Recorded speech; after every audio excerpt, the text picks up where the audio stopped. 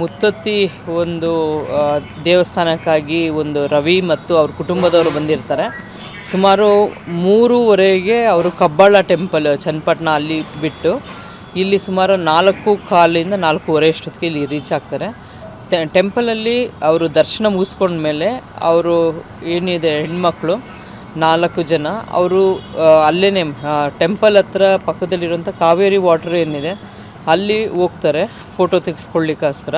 ನೀರು ಕಮ್ಮಿ ಇದ್ದಂಗೆ ಕಾಣುತ್ತೆ ಅವ್ರಿಗೆ, ಹಂಗಾಗಿ ಅವರು ಎಲ್ಲ ನೀರಿಗಿಳಿತಾರೆ. ನೀರಿಗಿಳಿದಾಗ ಈ ರವಿ ಅನ್ನೋರ ವೈಫು ಶ್ವೇತಾ ಮತ್ತು ಅವರ ಮಗಳು ಚೈತ್ರ ಅನ್ನೋರು ಮತ್ತು ವಿಜಯಮ್ಮ ಅಂತ ರವಿಯವರ ಅಕ್ಕ ಮತ್ತು ರವಿಯವರ ಅಕ್ಕನ ಮಗಳು ಪ್ರಿಯಾಂಕಾ ಮತ್ತು ಡ್ರೈವರ್ ಮಹೇಶ್ ಇಷ್ಟು ಜನನು ಡ್ರೌನಿಂಗ್ ಆಗ್ತಾರೆ. ಇದರಲ್ಲಿ ಫಸ್ಟು ರವಿಯವರ ಅಕ್ಕ ವಿಜಯಮ್ಮ ಅನ್ನೋರು ನೀರಿಗಿಳಿದು ಅವರು ಡ್ರೌನ್ ಆಗ್ತಾರೆ. ಅವ್ರನ್ನ ಸೇವ್ ಮಾಡಲಿಕ್ಕೆ ಹೋಗಿ ಉಳಿದವರೆಲ್ಲ ಡ್ರೌನಿಂಗ್ ಆಗಿರ್ತಾರೆ ಅಂತ ತಿಳಿದು ಬಂದಿದೆ.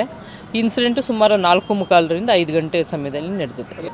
ಫೋಟೋ ತೆಗೆಸ್ಕೊಳ್ಳಿಕ್ಕೋಸ್ಕರನೇ ನದಿಗೆ ಇಳಿದಿರ್ತಾರೆ. ಅವ್ರಿಗೆ ಅದು ಹೆಂಗಿದೆ ಅಂದರೆ ನೀರಲ್ಲಿ ಕಲ್ಲೆಲ್ಲ ವಿಸಿಬಿಲಿಟಿ ಕಾಣಿಸ್ತಾ ಇರುತ್ತೆ, ಹಂಗಾಗಿ ಅವ್ರಿಗೆ ಒಳಗಡೆ ಎಷ್ಟು ಡೆಪ್ತ್ ಇದೆ ಗೊತ್ತಾಗಲ್ಲ.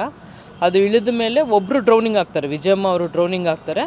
ಅವ್ರನ್ನ ಸೇವ್ ಮಾಡಲಿಕ್ಕೆ ಹೋಗಿ ಇನ್ನು ಉಳಿದವರು ಎಲ್ಲ ಡ್ರೌನ್ ಆಗ್ತಾರೆ. ಈವನ್ ರವಿಯವರು ಸಹ ಮುಳುಗಕ್ಕೆ ಆಲ್ಮೋಸ್ಟ್ ತುಂಬ ಇರ್ತಾರೆ. ಅಲ್ಲಿ ಲೋಕಲೈಟ್ ಯಾರು ಬಂದು ಸೇವ್ ಮಾಡ್ತಾರೆ, ಹಾಗಾಗಿ ರವಿಯವರು ಅದರಿಂದ ಬಚಾವಾಗಿರ್ತಾರೆ. ಎರ್ಟಿಗಾ ವೆಹಿಕಲ್ ಮಾಡ್ಕೊಂಡು ಬಂದಿರ್ತಾರೆ.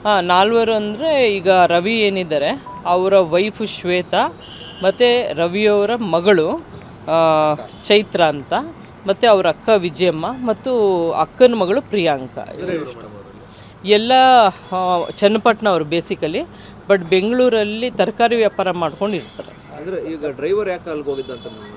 ಡ್ರೈವರು ಇವ್ರನ್ನೆಲ್ಲ ಕರ್ಕೊಂಡು ಬಂದಿರ್ತಾರೆ ಎರ್ಟಿಗಾ ಅಲ್ಲಿ. ಯಾವಾಗ ಇವರು ಡ್ರೌನಿಂಗ್ ಆಗ್ತಿದ್ದೆ, ಯಾವಾಗ ಇವ್ರು ಕಿರ್ಚಾಡ್ತಾರೆ, ಅವರು ಹೋಗಿ ಸೇವ್ ಮಾಡ್ಲಿಕ್ಕೆ ಹೋಗಿ ಅವರು ಡ್ರೌನಿಂಗ್ ಆಗಿದ್ದಾರೆ. ಒಂದು ಸಣ್ಣ ಮಗು ಇದೆ, ಅದು ವಿಜಯ ಅವರ ಮಗಳು ಪ್ರಿಯಾಂಕಾ ಅವ್ರ ಮಗಳು, ಅದು 4 ವರ್ಷದ ಮಗು, ಅದು ಸೇಫ್ ಇದೆ. ಮತ್ತು ಮಗು ಇಲ್ಲ, 4 ವರ್ಷದ ಮಗು ಇರೋದ್ರಿಂದ ಅದು ಕೆಳಗೆ. ರವಿ ಅವರು ನೀರಿಗಿಳ್ದಿರಲ್ಲ, ಆದರೆ ಇವರು ಕಿರ್ಚ್ಕೊಂಡಾಗ ಅದು ಸೇವ್ ಮಾಡಲಿಕ್ಕೋಸ್ಕರ ಇವರು ಬರ್ತಾರೆ. ಇವರು ಸಹ ಮುಳುಗ್ತಾರೆ, ಬಟ್ ಅವ್ರನ್ನ ಸೇವ್ ಮಾಡಿದ್ದಾರೆ. ಹಾಂ, ರವಿ ಹತ್ರ ಅಂದರೆ ದಡದಲ್ಲಿ ಇಲ್ಲ, ಮಿಡಲ್ ಆಫ್ ರಿವರಲ್ಲಿ, ಮಿಡಲ್ವರೆಗೂ ಇಳಿದೋಗಿ ಫೋಟೋ ತೆಗೆಸ್ಕೊಳಕ್ಕೆ ಹೋಗ್ತಾರೆ. ಅಂದರೆ ಅದು ಕೆಳಗಿಳಿದು ಹೋಗ್ಬೇಕಾದ್ರೆ ಅದು ಮೊಣಕಾಲವರೆಗೂ ನೀರಿರ್ತದೆ, ಅವ್ರು ಅಷ್ಟೇ ನೀರಿರೋದು ಅಂತ ಹೋಗ್ತಾರೆ. ಸಡನ್ನಾಗಿ ಅದು ಆಳ ಇರೋದು ಗೊತ್ತಾಗಲ್ಲ.